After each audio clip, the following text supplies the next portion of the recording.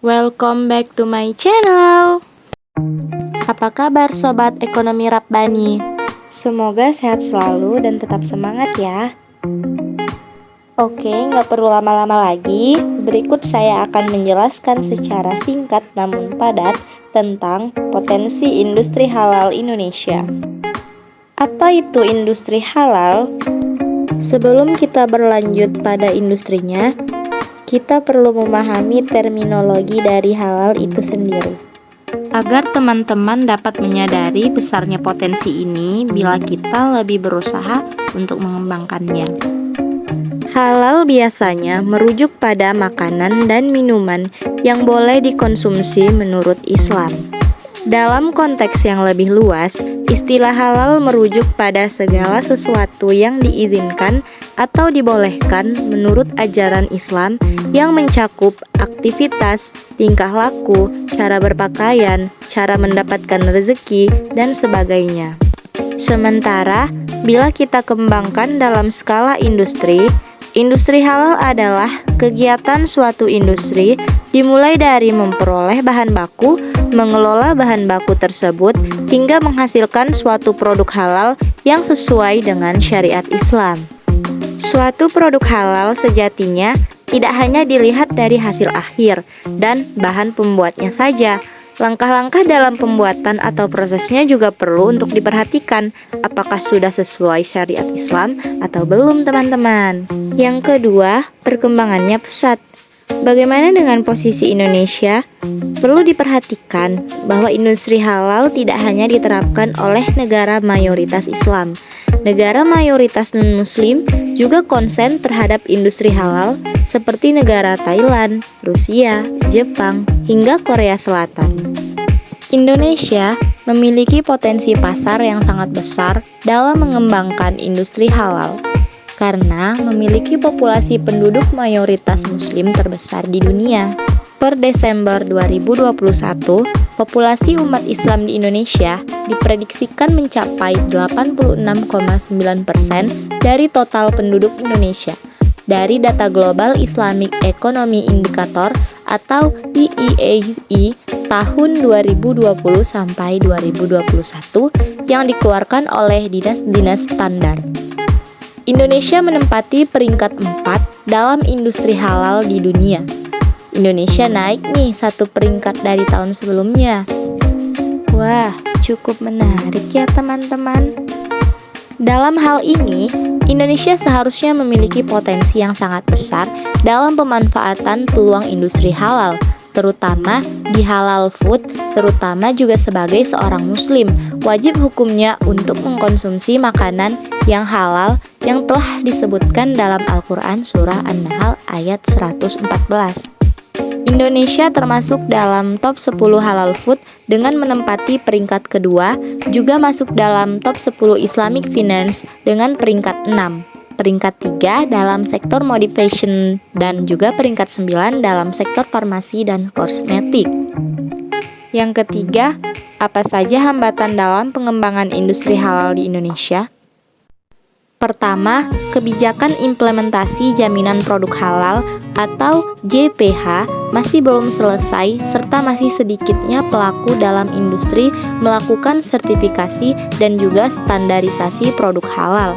Nah, yang kedua, dalam aspek sumber daya manusia, banyak produsen yang kurang nih memperhatikan tentang produk halal dan masih kurangnya pengetahuan produk halal pada pelaku usaha kecil.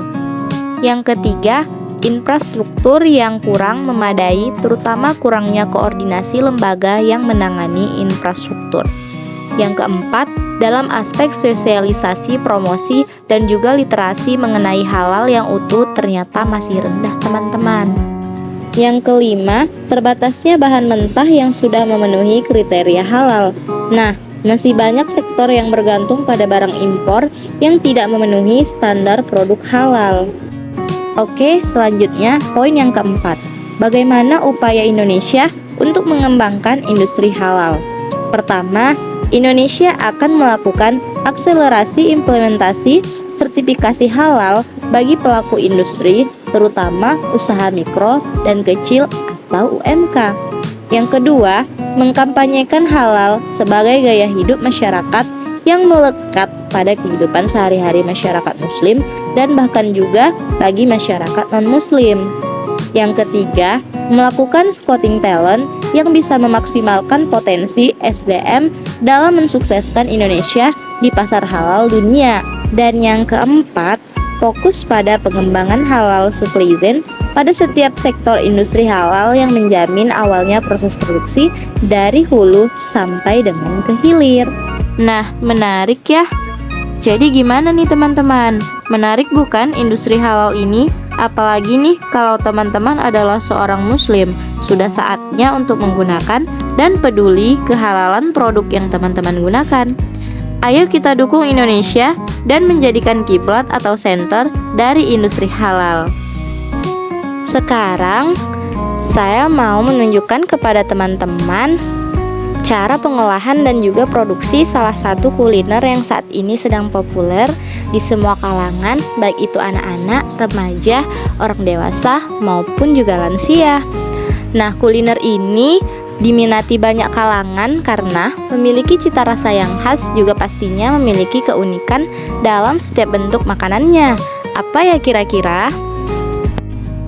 Yap, dimsum. Sebelumnya, teman-teman tahu nggak sih apa itu dimsum?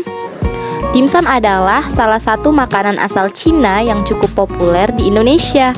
Namun, jauh sebelum dimsum terkenal di Indonesia, makanan ini sudah diperjualbelikan loh di Cina. Biasanya, dimsum disantap sebagai menu sarapan pagi atau makan siang, teman-teman. Tetapi, di Indonesia, dimsum umumnya menjadi makanan kudapan. Apalagi saat ini sering kali dijumpai gerobak dimsum yang berjualan di pinggir-pinggir jalan dekat dengan keramaian dan juga sering menarik perhatian banyak kalangan karena harganya yang murah dan juga terjangkau. Nah, tidak sedikit nih orang bertanya-tanya apakah terjamin kehalalannya dan bagaimana sih proses produksinya? Sebelum menjawab pertanyaan kehalalan dan proses produksinya, aku akan pergi ke salah satu rumah produksi pelaku UMKM dimsum yang terletak di Kompleks Sadabuan Gang Sepakat 1. Dimsum idaman ini sudah berdiri sejak tahun 2018 sampai sekarang, guys. Lumayan lama ya. Nah, kebetulan dimsum idaman saat ini mendistribusikan produknya secara online di sosial media, teman-teman.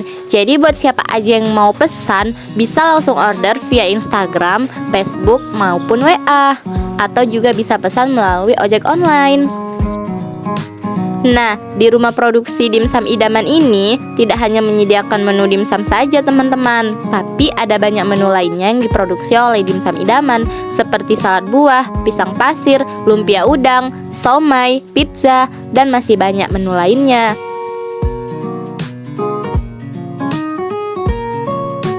Nah, bagaimana teman-teman? Pasti kalian tertarik kan dengan menu-menunya?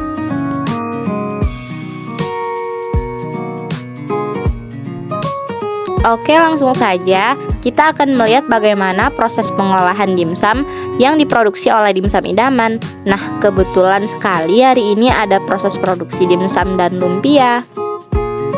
Adapun bahan baku yang digunakan dalam pengolahan dimsum ini adalah ayam, teman-teman. Jadi, ayam ini langsung dibeli di pasar loh dan sudah terjamin kehalalannya karena pedagangnya muslim dan pemotongannya sesuai dengan syariat Islam.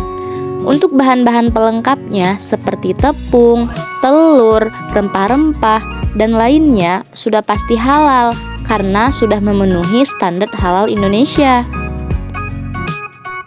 Untuk proses produksinya juga dilakukan dengan baik, mulai dari pencucian ayam dengan air bersih dan mengalir sampai kotorannya hilang hingga proses pencetakan.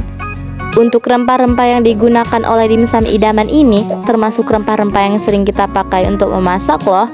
Dan dimsum ini bisa bertahan di suhu freezer sampai 1 minggu karena dimsum ini tanpa bahan pengawet, teman-teman. Jadi teman-teman tidak perlu ragu lagi untuk mengkonsumsi dimsum idaman karena sudah pasti kehalalannya terjamin dan juga rasanya yang buat ketagihan.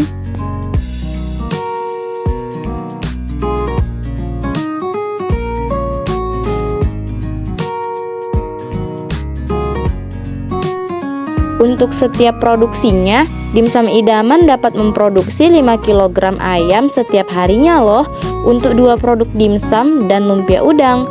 Nah, biasanya 5 kg ayam itu dapat menghasilkan 5 box varian rasa dimsum per hari. Wah, banyak banget ya teman-teman.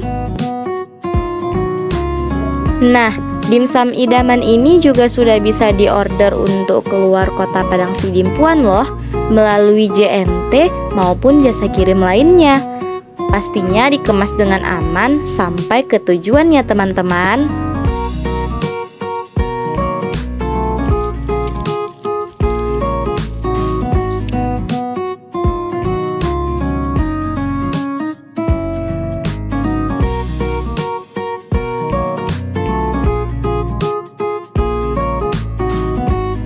Menu favorit dimsum idaman ini ada pada rasa varian ayam, tapi varian lain juga gak kalah enak kok.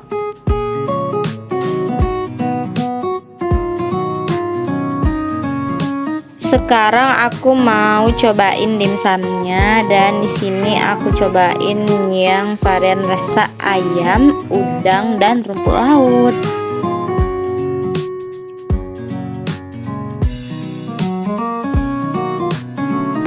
Untuk seporsinya kalian bisa dapatkan dengan harga 20.000 aja guys. Murah kan?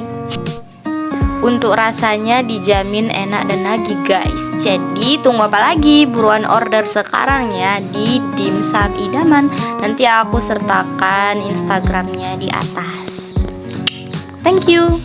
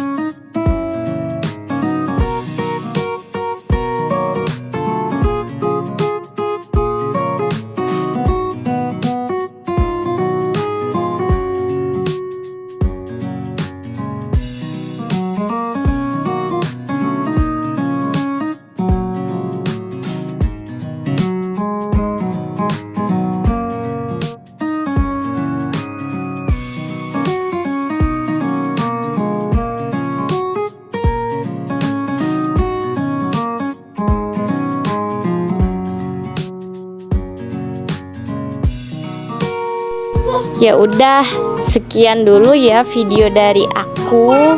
Bye. Sekian video dari aku. Sampai jumpa. Bye bye. Jangan lupa di order ya guys.